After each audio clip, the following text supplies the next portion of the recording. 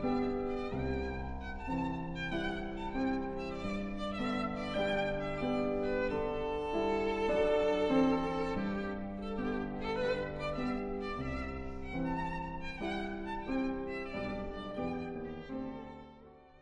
Donna Miller here with another money-saving tip to stretch your grocery bill.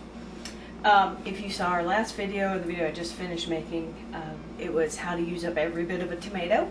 If you can check that out, you'll know that this is kind of the squishier parts of the tomato.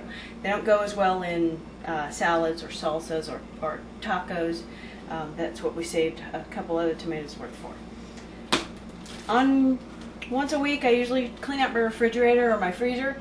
Usually there's like little weird bags of not enough to actually make a serving for a whole family, or 2 or 3 corn cobs floating around in there that were from a couple days ago, some pasta, some rice, a little bit of taco meat or something, a little bit of chicken, some of those things that, you know, what am I going to do with this? I will not throw it out unless it's ruined, but most of the time I'm going to try to use it before I have to buy groceries again. I like to stretch my groceries as long as I can. So when I clean out my refrigerator, I find all these little odds and ends, one of which is what we just finished with the tomatoes. This is an option. Some chicken that I pulled off of a roasted chicken the other night. It's really not enough to feed one person anything important. I'm going to save this. And then some peas and corn. That's not much of anything for anybody. A little bit of yellow rice from a meal we had not very long ago, all this week, so it's still relatively fresh. And this, yes, is already frozen, but it's some taco meat. It's got some pinto beans and some taco seasoning. I'm going to show you what to do with this so that you can just stretch all those little weird things that float around in your refrigerator before they go bad, before you have to throw them out, or before you just look at it and go, I can't use this. Yeah, you probably can. I keep what's called a perpetual freezer soup bowl going. Glass, my preference just to freeze things in, and I only put vegetables, no meat go in here to mix together. This all stays in the same general area. So now I'm cleaning out my fridge. I'm going to take some of those tomato pieces that really are just going to cook up more than they are use as slices. I'm going to use my peas that I cooked the other night, drop those in here, and corn. Drop those in here. It was a nice attempt to try to keep them separate, but well, that's not going to happen.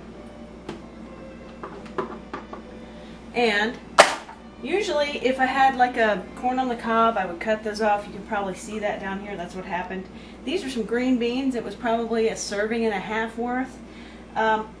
This will end up layering up over time with different vegetables that I cook, that we just end up with just a little bit. And rather than throw it out, I'm going to save this until it's almost full.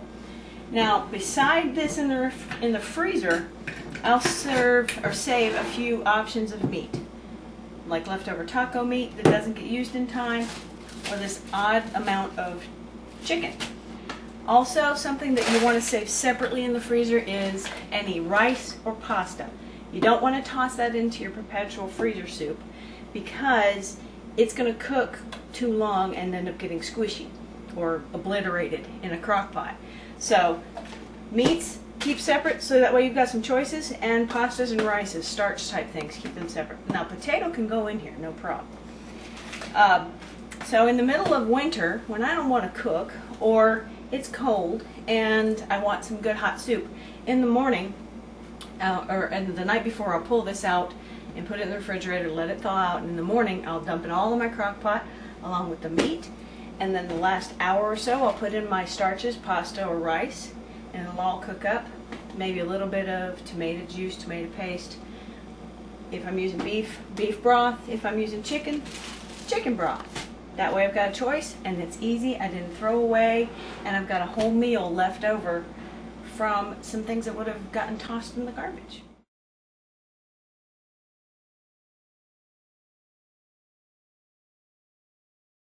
A subscribe button somewhere here on this page, so you need to click it and subscribe, because we'd love to keep sharing some of these great tips with you, and I hope this has been helpful to your family.